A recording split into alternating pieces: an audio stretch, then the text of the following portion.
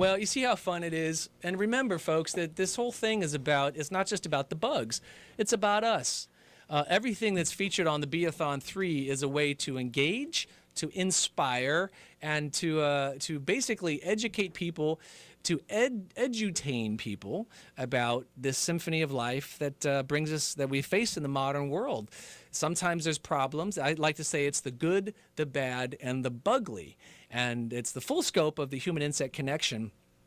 Now, on the Insect News Network, I like to talk about cultural entomology. I explained it briefly earlier in the broadcast. Hey, how are we doing? Are we on time here, guys? Is that Jenn and Sara? Come on in, ladies.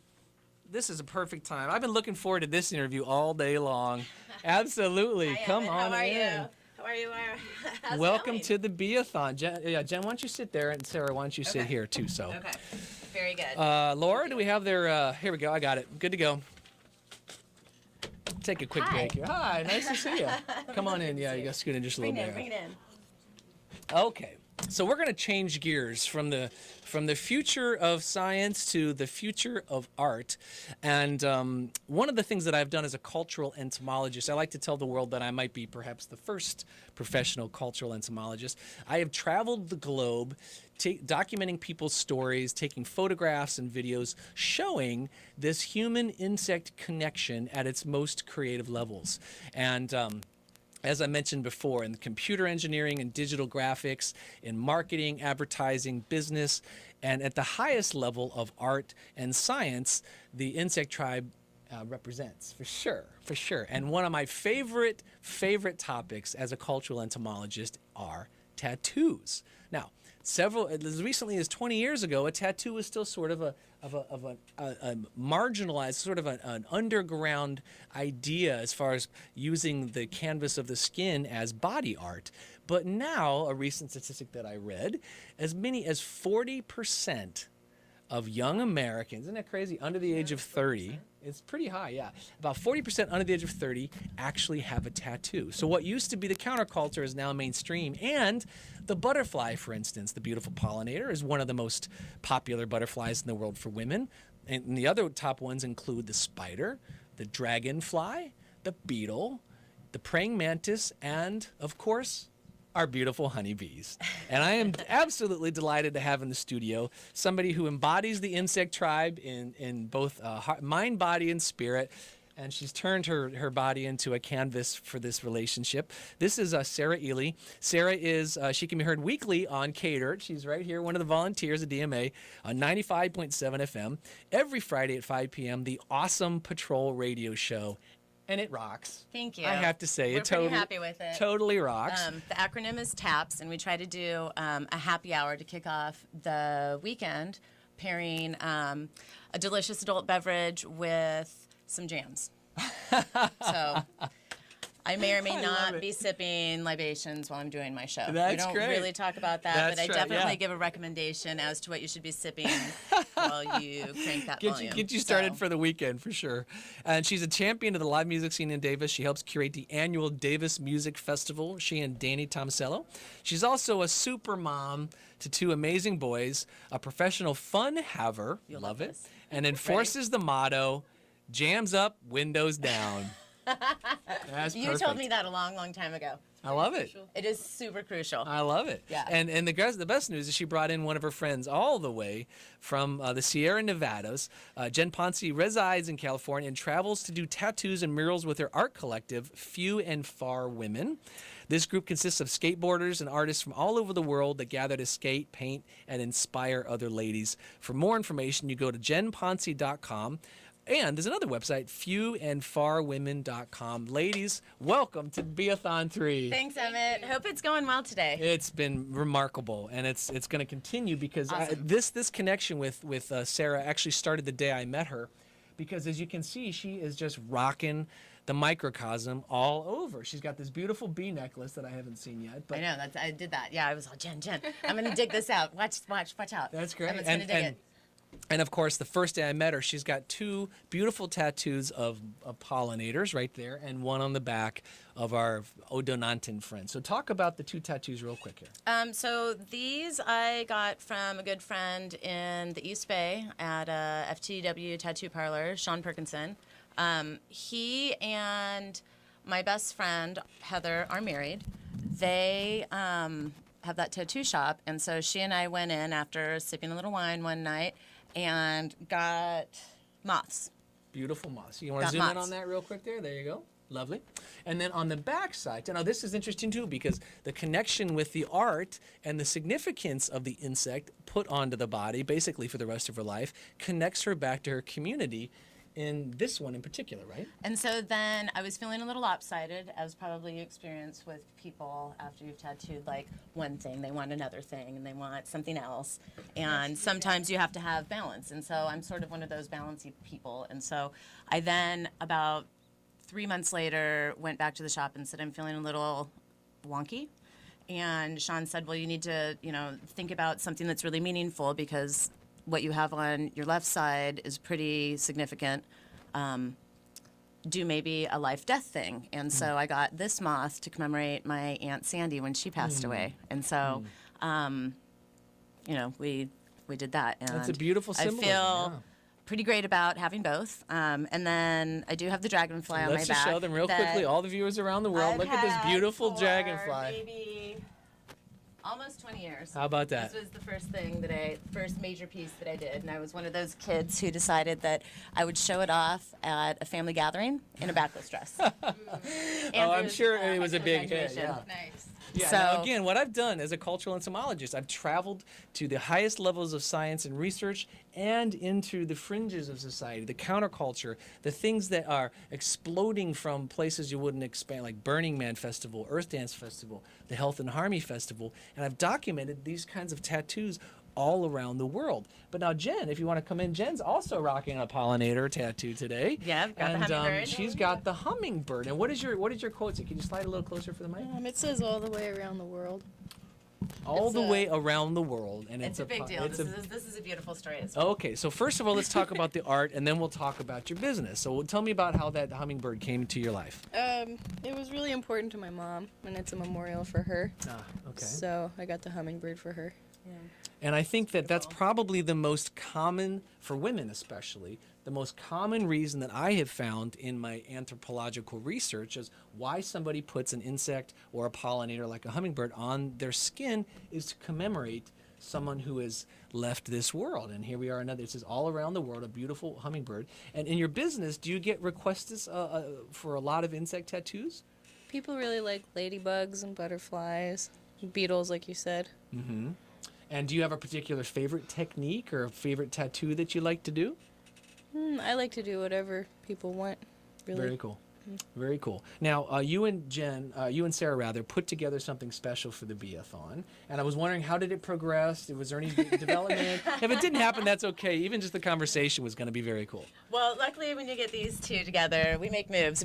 We make it happen. Okay, this is It might great. be at the This is last minute. exciting. It might be a little haphazardly. It may be flying by the seat of our pants, but we can get it done. So we have Bee-a-Thon. one I'm okay more. with that. We have one more to show you. Oh, okay, now this is, folks, this is like a world I premiere. know, but I don't want to. I wasn't sure what was going to happen, but this is what I did. I asked Sara if she were interested in getting, a honeybee tattoo especially for the Bee-a-Thon, because I wanted to show, just like we showed with the graffiti art earlier, that tattoos are one of the main ways of expression for people who are down with the microcosm, people who are in the insect tribe. And sometimes they don't even know the science of the insects and the honeybees. They just like the art. They like the form. They like what they represent. And here we are. Jenn and Sara put it together so Sara could have this beautiful pollinator. Oh, look what you got. That is beautiful. So it's a little sweat bee. A little sweat bee on the leg. Can you get that, Matthias? You in there? I don't know. This was just created. And, Like- Less than an hour ago. Less than an hour ago. So look at the artistry that came together for Jenn. And the special part is it was partly inspired by the calendar that I showed to Sara. So I showed Celeste's native pollinator calendar to Sara and said, maybe if not a honeybee, why don't you pick something else? And she chose the beautiful green metallic sweat bees. I did like because it's armored. It looks armored. It's got a beautiful morphology, very functional pollinator. One of the most popular in the world. You can see them in the springtime. The sweat bee. This is what's so great about it. They jump into California poppies like a little bathtub, and they circle around like they're swimming in a bathtub. That's how they pollinate local species as well. So let's go back to Jenn real quickly. So Jenn, you have been how long working as a tattoo artist? Since 2009. Gonna have to bring the microphone a little closer to you. Actually, if you scoot in, it'll probably get a better sound. There we go. Okay, since 2009. And did you train in art, or is this a passion that just sort of evolved creatively? I've been an artist my whole life. You have. Okay. So how do you see then? We've talked a lot about science, a lot about facts and figures and research. How does the world of insects, especially honeybees and other pollinators, how does it inspire you as an artist? Mostly that they're beautiful, and they come with plants, which are also beautiful. So it's easy to want to recreate that in an artistic way.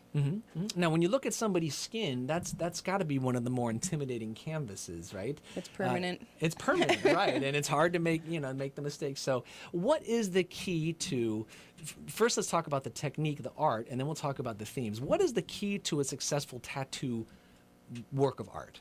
I think having it be readable and heal well, having the client be really happy with it and happy to wear it is probably the most important thing. So readable, meaning like from a distance you can tell what it is very easily or something like that. Yeah, I think that's important. And that's something good for graphic design or any marketing media messaging. It has to be a real clear shot like that. So let's talk about the themes now. Now, Okay. of course, when somebody walks into the shop, they could ask for anything in the world. Are you selective about what you choose, or do you usually get asked to design the tattoo? I'm usually asked to design it. You are. I draw custom work for people. Wow. So, I mean, I think tattoo artists are probably some of the finest artists in the world, because not only are they doing the design, but then they're literally transferring it to another person's life, And with this idea, and again, I'm going to come back to the fact that I've got a video that I did at a tattoo expo. How many people seem to celebrate someone who's passed on or a life-changing event with a tattoo? Is that kind of the thing? People come in to get a tattoo when they really want to mark a new chapter in their life or put out a new message or something like that? Yeah, it seems more common that people want to get tattooed during a big change or something that's important to them. I see. Yeah, and I know that in my book, the forthcoming book, The Insect Tribe, Who, What, Why, I have a whole section dedicated to tattoos. I think I have a whole new section of that chapter now that you guys came on the Bee-a-Thon. But most importantly, I just want to suggest that the word of the microcosm is not just for scientists. That's only part of the story. It's just like thinking that humans are only physical creatures. We are mental creatures. We are emotional. We are spiritual creatures. And so I like to say that tattoos represent the other way that people can express their affinity for the microcosm. Because, as I mentioned, for a younger demographic, for the 20 and 30-somethings, tattoos are almost an emblem of being an original expression as much as it is being anything counterculture or any kind of a message like that. I love to talk about spider webs. This is something I can share on the Bee-a-Thon. The spider web on the elbow at the middle of the last century was generally reserved for people who had done hard time, right? Now, people get spider webs all over the place. And people who are college-educated graduates. I'm sorry to interrupt. Yeah, that's Have okay. you done an elbow spider web? I have not. Yeah, interesting. Okay. So let's come back to your tattoo now. So do you want to share the story Of which thing? of the bee? Of the bee? With the sun, or do you I think we can hold off. I think we might do that for a different day. Okay, I think that's so a story for a different day. So to really be the honest. question is this: so when I asked you to come on the Bee-a-Thon, Sure. you instantly said yes. I said yes. And you have been one of my biggest supporters. You helped build the ecosystem for the party tonight, right? So we Happy to do it. We got the Bee-a-Thon Monster After. The Bee-a-Thon Monster After Party is going on tonight from 7 to 10 p.m. right behind Davis Media Access. We're turning the entire space into an ecosystem with flowers and lasers and lots of dance music. I think it's going to be great. It's going to be. You guys should come. Yeah, and I've been Friends, come. Just so people know, I've been envisioning this party for a long time, the better part of a decade. I'm calling it a pollinator party because I want people to come dressed as their favorite insect or flower, and that doesn't mean they have to dress up in the entire outfit. They can make a suggestion. They can even just rock their insect tattoo if they want to, right? But Certainly. The important part is Sara is involved in community outreach, community media, community music. why and how did you, well, I should say why, did you get involved with Davis Media Access? Why did I get involved? Yeah. Originally, I came and did a guest spot on the electric compost heap. Great show. Dug Deep. Oh gosh, Dug Dug Deep. And Rob Masenko, another great one. Those guys. They know how to rock a radio show. They invited Danny and I a couple of years ago to, I guess 2 years now, to come and promote the Davis Music Festival. And so we sat and like played our music, and in between the different songs and just sitting here and bantering with Doug, you know, I was asking questions about the buttons and the knobs and how do you get all of the music from distributors? How do, just how does it work? Process, the business of running a radio show. I wanted to know about all of those things. And he said, well, would you like to come back? Would you like to, shadow for a little bit and see if it's something that you want to do? And by the end of my second hour, I was sold. And so I think within 6 weeks, I had done some volunteer work. I had gone to a couple of tabling opportunities and got my radio show with Danny. Awesome. To talk about live music and the different events that we are doing, have done. And this facility's fantastic. And so, it's and everything that I need is here. Yeah. So that just opened my eyes to a community-based opportunity. Sure. To, get my story out and my message, which is totally different from yours, but we both tell our stories on Friday, and I think that that's really cool. Very so cool. That's part I of the like big that connection. there's a huge variety. I like that you never know who's going to listen, but whoever is tuned in is tapped in, and I think that that's Absolutely. pretty cool about this environment. Yeah, it's where the grassroots grow. And again, it's a full station radio station.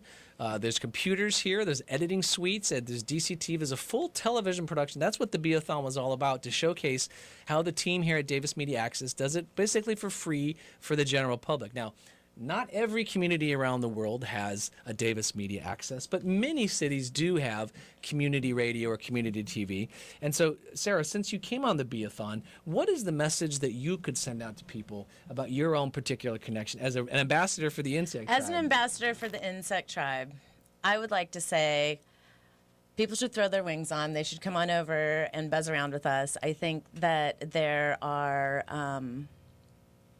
a lot of opportunities to meet a bunch of great people and tap into that sort of buzz, that energy that you might be going too fast in your day-to-day life to experience. And so maybe you should just take a pause and come on over and get involved. Take a pause to pollinate. Maybe that'll be the slogan for next year's Bee-a-Thon, And Jenn, thanks for coming on the show. Is there anything you want to say about honeybees or other little pollinators to our listeners? Few and Far did a mural about honeybees. Oh my gosh, talk about that. What? Hold on. Wait a minute. Where's my pen? What did you say? Yeah. Fewandfarwomen.com did a mural for honeybees, ladies and gentlemen. You heard it here on the Bee-a-Thon. What was that all about? It was a queen bee theme because everyone's a female in the crew. Uh-huh. So they did a queen bee theme mural. And I wasn't a part of that yet, but it was one that inspired me to be a part of their group. Oh, nice. So it was actually the mural of the bee that brought you into the art collective. So there's a connection. It is endless connection. I Where's like that to mural? see What state is that in? It might be in Miami. in Miami, no less. Very cool. Hopefully, maybe we can show up and I can profile more of your work and more of the group's work on a future Insect News Network. That might even be good for expanding science. But either way, ladies, I am so appreciative. Beautiful art, beautiful community. I have Jenn Ponci and Sara Ely. Ladies, thanks for being on the Bee-a-Thon 3. Super. Thank Thanks, you. Emmet. As a I'll see you blessing. at that dance party, friend. Yeah, I'll be ready to go in just about an hour. Less than about an hour and a half. The party rocks here backstage. It's free for the public. We're taking donations to support Davis Media Access and the Bee-a-Thon. But the party is 7 to 10. And come ready to party. It's going to be really fun. Thanks, ladies. Super. Thank you. you. Right on, Emmet. All right. So I think I just found out that our last guest that's on the calendar there is not going to be able to make it. But that's okay because I think I can talk about what we were going to cover anyways. Oh, wait, here, I'm going to give you these. These Oh, are yeah. the reference points that Oh, we look at used this. today That's the reference points for the work. tattoo. So that's live and in action. Oh, Something here, you have a and message? I have this for the lampshade. For the because I oh, always right, there leave we go. something on the lampshade for my guests, So there's that. we are sweating and hot. That's right. We are working hard here on the Bee-a-Thon, and the sweat bee goes right up on the Sure lampshade. There you does. go. Perfect. Well, ladies, thanks for coming in. You bet. That Thanks little for having beautiful us. creature made my night. So